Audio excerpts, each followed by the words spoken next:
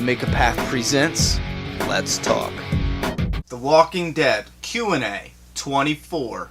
Alright, Deadheads, finally back with another Q&A. I'm going to upload these Q&As in 10 to 15 minute increments. At the end of each Q&A, you can either click on the image and it will take you to the next video, or find the link in the description below. And I'm going to try to get each video uploaded as soon as possible. Surprisingly, a lot of people are asking me about the Q&As, and I thought that the Q&As would be the videos we could just do when there's not a whole lot of content happening. Surprisingly, I'm shocked. I mean, it's one of everyone's favorites. It's probably the most asked about video on this channel is the Q&As, and I get that. You know, it's interacting. You know what I mean? So I get it. You know, but I have 25 Google documents here with questions for these Q&As, so we have a ton. I'm going to get through as many questions as possible, and if you do want to add Q&A questions for another segment, if you're new to this channel, I'm going to go ahead and put an example of what to do in the corner here. Do the Q&A before your question, otherwise I'll think you're just asking a question that you want answered in the comments by me or anyone else in the community. And another thing too, I do copy everyone's questions down. If you ask a question, it's not going to be in the very next Q&A video. I'm getting so many questions that when you ask one, at that point in time, there will always be 200 questions ahead of you. You know, that's just the way it is. But I edit it down, and I'm trying to give blunt answers to just get right to the point and not sit here and act like it's a philosophy class for every single question. We're actually banging out a lot of questions in each video, so don't worry, we will get to yours quickly. When The Walking Dead comes back on, the Q&A videos will be weekly. It will be once weekly, so I will dial it back when The Walking Dead's back on. And for good reason. We have the episodes to talk about. We have other things going on to talk about. There's still the comic. Better Call Saul reviews are going to be coming.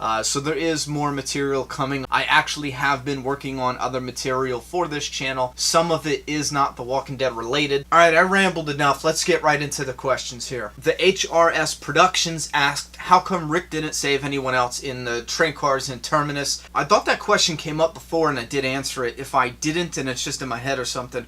Basically I got the impression that the people we heard were people that got killed in Terminus, that had their throats slit like Sam and everyone else. And it did sound like there was a lot of people. It could have been the other people that got killed. However, I also think it had a lot to do with the group escaping, and they were not going to risk their necks running around to open up different train cars. You know what I mean? I got that feeling like that was their mentality. And if there was people there, how many of you would say, you know what, I'm gonna risk my life for total strangers? They opened up one car door at least, and a fucking nutcase came out of it. So they were like, you know what, let's just get the hell out of here. So they left. I can't really say I blame them.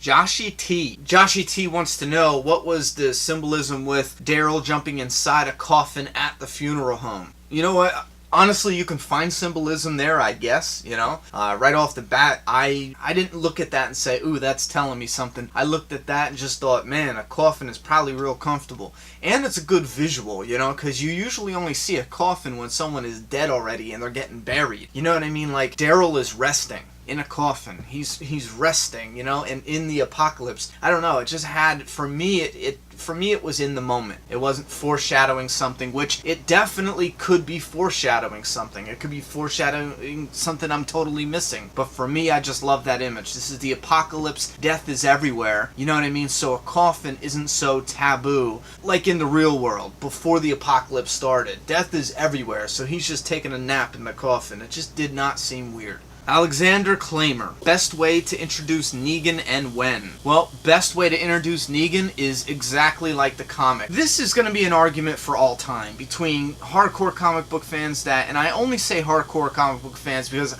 I'm a hardcore comic book fan, but I'm not putting myself in this category. There's some comic book fans that demand everything is adapted to the show exactly how it was in the comic. I'm not like that. There's only a few instances where I'm like, that needs to be almost identical. You know what I'm saying? I think Negan's adaptation has to be that same situation. On screen it could be more visual, but it has to be that same situation. Negan comes, he picks one out, and he beats him to death with the bat. we need that introduction, because it's one of those scenes in a comic where if Rick biting out the throat of the Claimers was so iconic that it was almost exactly replicated or adapted into the TV show, just like Gareth and the Hunters. That scene with Bob was almost identical to the comic. It was adapted identical. It's the same thing, because that scene, the tainted meat scene in the comic, it's so iconic. It needs to be in the show. And I believe that Negan's introduction is exactly like tainted meat. It has to be in the show. Leslie Picklebottom. I don't know what your middle name is. That's weird. Yeah, it's weird. What is your favorite song featured in the Walking Dead episode so far? I will have a Walking Dead soundtrack video coming. You know, the greatest songs from the Walking Dead. I have all those videos coming. A lot of top 10s, greatest. But I'm saving a lot of those for the break. Guys, one thing that annoys the hell out of me with content creators is when I hear any content creator saying, I'm running out of ideas, will you guys give me ideas, what do you want me to do, I'll juggle fruit, you know what I mean, I'll staple a piece of paper to my butt saying I'm out of ideas. What? Yeah. It just annoys the hell out of me. You know what I'm saying? Like, if your well of creativity is almost always dry, why are you a content creator? You know what I'm saying? And I'm not picking on anybody. I haven't actually watched anyone's channels where they said, hey, I'm running out of material. I just remember like 2 years ago watching some videos and I'm like, before I even started, how are you running out of material? Yeah. Bring my nunchucks back. Ugh. I have a ton of videos planned for the break, and I'm hoping that it helps the break along. You know what I mean? Having something that's zombie, Walking Dead related, where you guys can sit back and enjoy. So I do have a lot of those videos coming. A lot. I have so much planned that I wish I didn't have to work like overtime sometimes to help pay the bills or whatever. I wish I could, you know... didn't have to do that, and I would put all my energy into the videos. But even with that said, I'm getting the videos out no matter what. Trust me. I would pick right now just to have a song. I loved Carrie Kimmel, Black. I love that song. But there's a lot of songs I love, so I don't know exactly which one I would pick for a favorite, but I will have one. Those aren't my nunchucks. Really? Moving on. Patrick Bruner.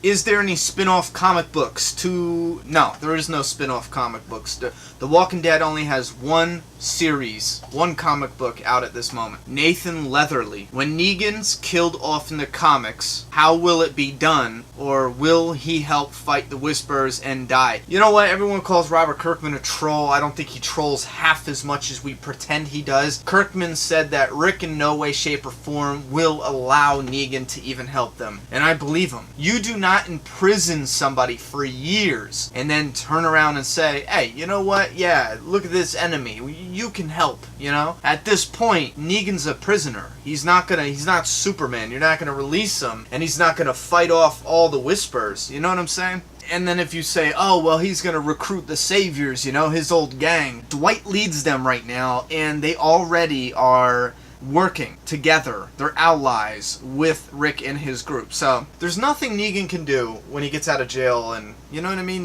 He's not the key to the end of the Whispers. He could be. He just doesn't look like it to me. So to answer your question about Negan dying, though, to have something so big as All Out War and have Negan live through it, I don't see Negan dying anytime soon. I think there's big plans for Negan. I guarantee Negan does not die in 2015. I just feel it in my gut. Nathan Leatherly's second question. Do you think that the companion series should ever meet the original series? Or should they make the companion series a villain group eventually catching up to Rick's group?